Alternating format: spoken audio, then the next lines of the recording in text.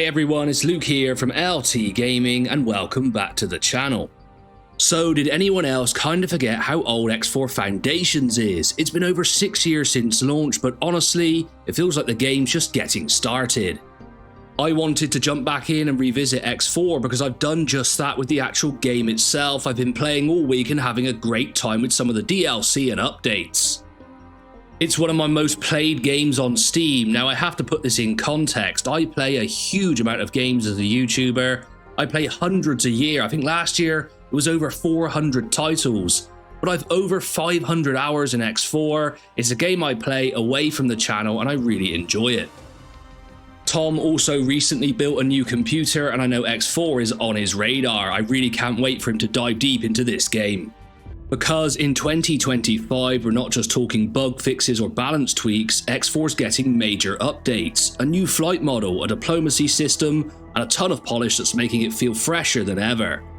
So if you've ever thought about jumping into X4, or maybe you've bounced off it in the past, this might be the best time yet. Let's break down what's new and why it matters. First up, we have the flight model update. This thing is huge. Egosoft basically went back and rebuilt how ships feel to fly. Controls are smoother, ship handling's way more responsive, and combat's gotten a lot more satisfying. One of the coolest changes, boosting now uses its own energy pool. So instead of draining your shields to boost, you've got a separate system, which makes dogfights way more tactical. Do you burn your boost to chase down a ship or save it for a quick getaway? This is a major improvement on it taking your shields down because that really did leave you exposed. It was a problem I always had with the game's boosting system.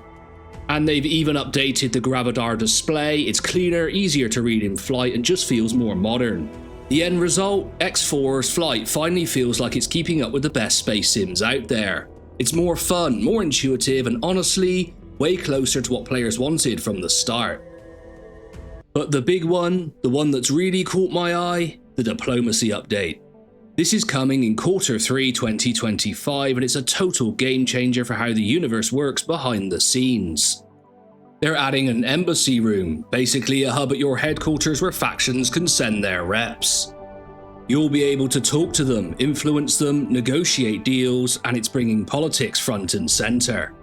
And it's not just dialogue. You'll be able to send out agents to run missions on your behalf, affecting faction relations from behind the scenes. Think espionage, diplomacy, secret deals, stuff we've never really had in X4 before. It's adding a whole new layer to the sandbox. Instead of just shooting or trading your way through problems, now you've got political power plays too. And in a universe as big and reactive as X4's, that's huge. Just a quick interlude to say most of you who watch the channel are not subscribed. So make sure to go down below and hit that subscribe button because it helps smaller channels like us grow really quickly and both me and Tom really appreciate it. Here's the thing though, X4 is not just about the updates. Even without them, it's still one of the deepest space sims you can play right now. The universe is dynamic, stations get built, economies shift, wars break out, and none of it's scripted. You could be a trader, a pirate, a fleet commander, a station mogul, or bounce between all of them. And speaking of stations, you build them piece by piece, like literally design the layout yourself. Want a giant mining complex orbiting a gas giant? Go for it. Want a sleek trade hub with defensive turrets? You could do that too. And the fleet management? Man, I don't know any other space sim that lets you scale from flying a tiny fighter to commanding a massive armada with this level of control. All of that's been here for years, but with these updates tightening the systems, it feels like X4 is finally hitting its stride. Of course, no game's perfect, and the X4 community's been pretty clear about what they want next. A lot of players are hoping the diplomacy system expands even further. Things like alliances, betrayals, maybe even faction councils down the line. Others still want improvements to AI behavior, which is one of my major problems with the game sometimes, especially in large fleet battles or trade routes. And some are hoping for deeper narrative content to give players more personal stories in this giant sandbox. But the cool thing is, Egosoft's been super responsive. They're listening, they're patching, and they're updating. X4 in 2025 feels like a living game that's still growing, and honestly, that's rare. We've already got war, trade, espionage, now we're getting influence and negotiation. It's starting to feel like an actual galactic sim. And at this rate, it might not just be the best space sim to play in 2025, it might be the best one in 26, 27, you get the idea. The diplomacy update is huge, but imagine if they keep going. Deeper alliances, betrayal systems, even more political mechanics layered in.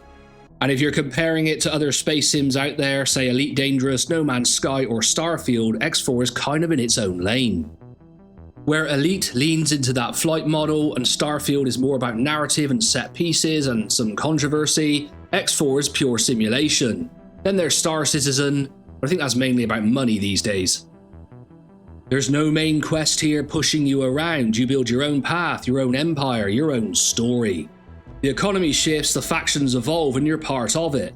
And it actually works, unlike Star Citizen. Now, I do play Star Citizen, don't get me wrong, I appreciate it for what it is, but X4 actually works, and I think that's a big bonus for a game. It's not trying to be flashy, it's trying to be deep, and for a lot of people, that's what keeps them playing for hundreds of hours. Now, if you're new and wondering where to start, honestly, keep it simple. Pick a starter scenario like Young Gun and just explore. Don't stress about managing a fleet or building stations right away. I got back into X4 this week and I'm just mining asteroids very peacefully. Then take a few missions, learn the systems, maybe upgrade your first ship. X4 is a slow burn and the best way to enjoy it is to lean into that. Once things start to click, especially the economy and ship controls, you'll realise why people love it. So yeah, 6 years in, but X4 Foundations in 2025 might be the best it's ever been. Between the flight overhaul, the diplomacy update and the dev's ongoing support, there's never been a better time to jump in. I'm a huge fan of the music also. Are you already playing, thinking of coming back, or maybe checking it out for the first time? Let me know in the comments, and if you enjoyed this breakdown, don't forget to like and subscribe for more deep dives into space sims, war games, strategy games, and other hidden gems. I've been Luke from LT Gaming, and as always, I'll catch you on the next one.